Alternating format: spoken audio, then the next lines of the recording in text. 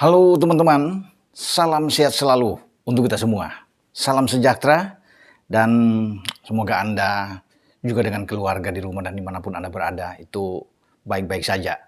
Ini penting menjaga kondisi kesehatan, ya, dengan tetap semangat.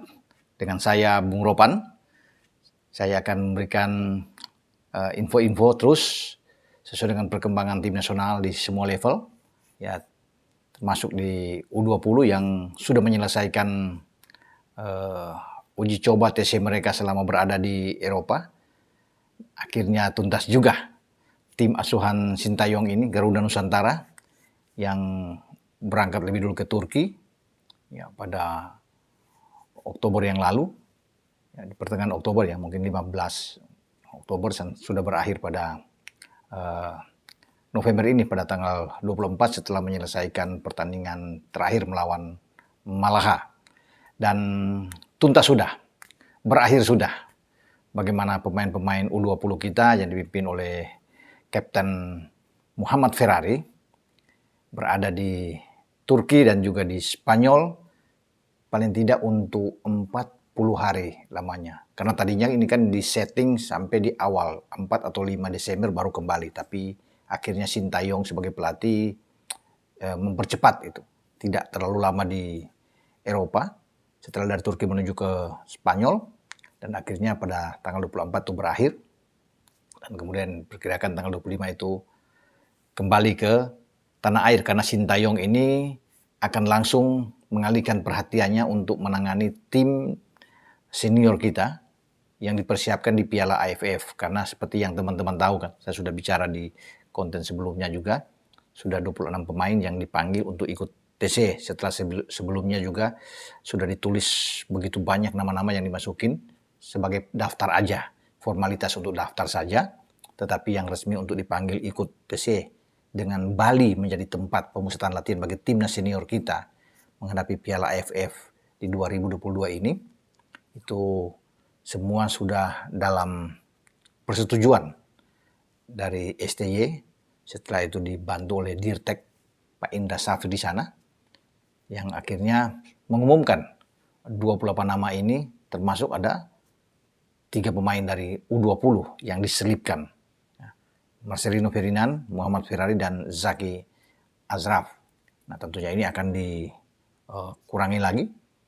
Dari 28 ini pasti mungkin akan ada 23 pemain di saat-saat akhir ketika tim nasional kita yang berada di grup A itu akan bertanding melawan Kamboja pada 23 Desember yang akan datang. Nah, selama menyelesaikan pemusatan latihan di Eropa ini, tentunya kita perlu mengucapkan terima kasih ya, kepada Turki, juga kepada Spanyol yang sudah menerima anak-anak muda kita di bawah STY dan tim kepelatihannya untuk berada di sana. Ya, ketika di Antalyaspor, kemudian pergi ke Malaha dan tampil bahkan di Soccer Mini ya, di Murcia sana. Dan kita sudah menyelesaikan selama di Spanyol itu ada 4 pertandingan. 4 pertandingan yang dimainkan tim kita itu ya, kalah melawan Prancis dengan Prancis U20 ini yang juga dipersiapkan untuk tampil ke Indonesia. Prancis ini karena mewakili Eropa, kalah dengan 6-0. Ya, kemudian dalam pertandingan kedua kita lebih baik dan sempat unggul sebelum kita kalah dengan 2-1 atas Slovakia U20. Dalam pertandingan juga mungkin ya 2 hari yang lalu atau 3 hari yang lalu itu kita melawan dengan tim U20 Valeranga ya, football, dan kita kalah dengan 4-0. Terakhir kita bermain melawan Malaha U19, bermain kacamata atau tanpa gol alias 0-0. Itu hasil yang ada di Spanyol, di mana kita tidak bisa memenangkan satupun pertandingan dengan 3 kekalahan dan 1 imbang. Nah, tentunya kalau melihat dari hasil di Spanyol ini, kemudian kita compare nanti dengan hasil yang ada di Turki sebelumnya, memang agak bertolak belakang, jauh, karena di Turki ini kita oke penampilan kita dalam 7 laga uji coba ya, di mana kita bisa memenangkan 3 pertandingan, melawan Çakalıklı Sports dengan 2-1, kemudian mengalahkan Moldova U20 juga dan akhirnya mengalahkan Antalyaspor U20. Ini 3 kemenangan yang kita raih. Kemudian kita kalah dari Turki, ya, dari Turki U20, kalah juga dari Al Adala FC. Kita mengalami 2 hasil imbang, itu melawan Moldova, karena ada 2 kali pertandingan melawan Moldova ya. Setelah kita menang, kemudian kita bertanding lagi. Yang kedua kita bermain imbang dengan Moldova dan dengan Barum SK, juga dengan hasil imbang. Jadi memang tidak jelek kita ketika uji coba di Turki, karena kita bisa mendapatkan 3 menang, 2 imbang dan 2 kekalahan. Bagi STY tentunya dia sudah banyak ya mencatat bersama dengan tim kepelatihannya.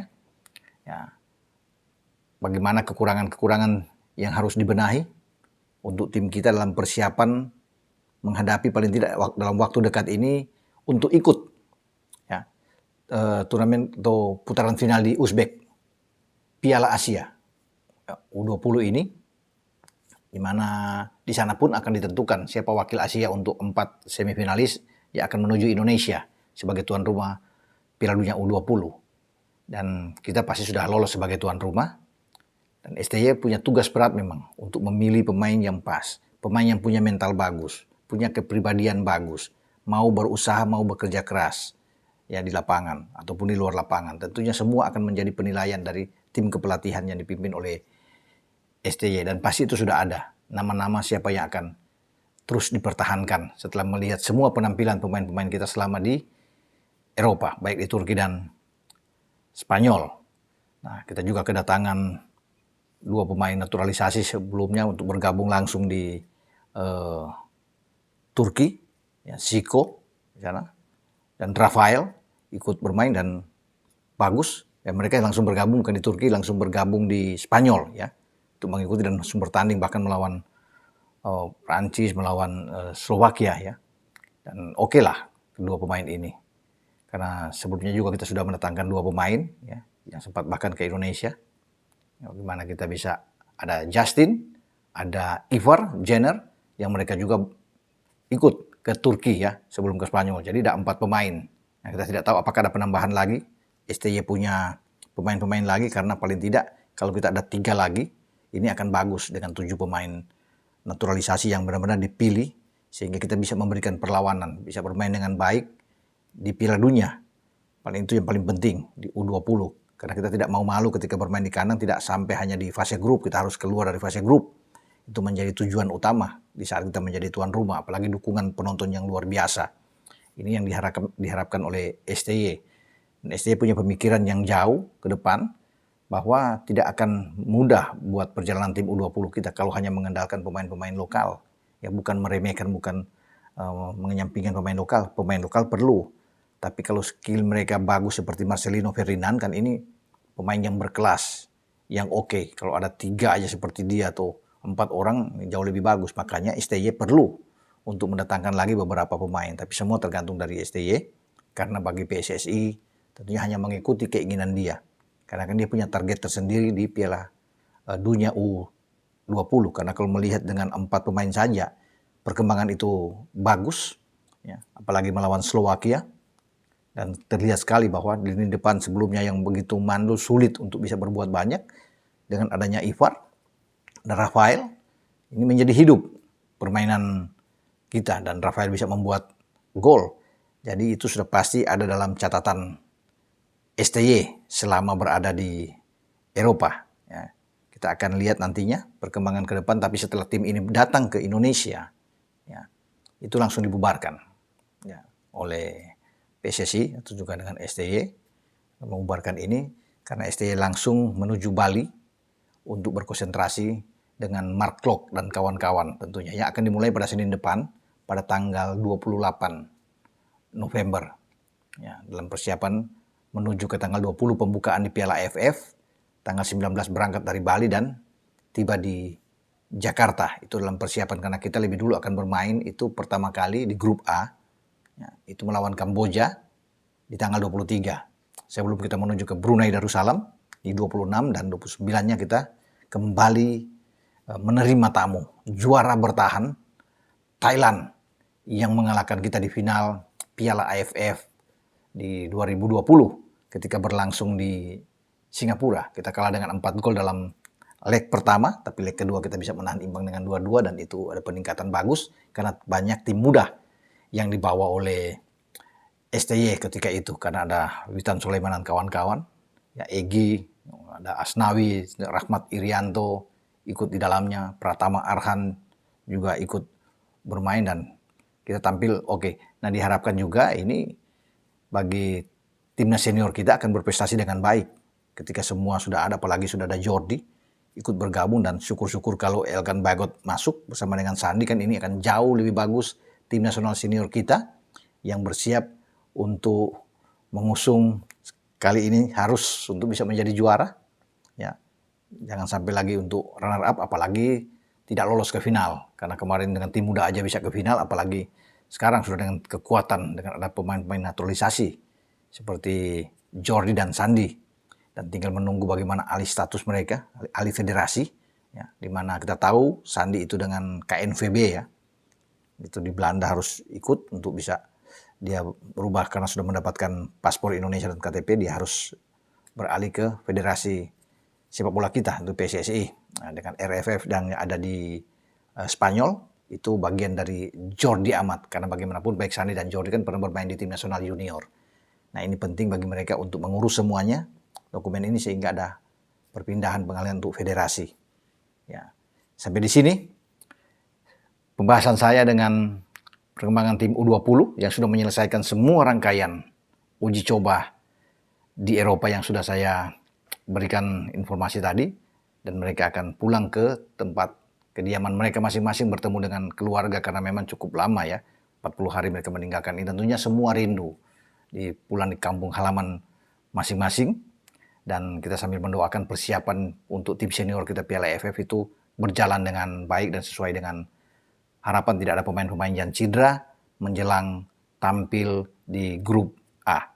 Sampai di sini dengan saya Bung Ropan. Terima kasih untuk Anda semua yang sudah mensubscribe channel YouTube Bung Ropan. Ya, karena dengan Anda semua sehingga YouTube saya ini bisa berkembang dengan baik, dan sambil menanti giveaway untuk pagelaran Piala Dunia yang sedang berlangsung saat ini, karena masih ada final sampai tanggal 18 Desember yang akan datang.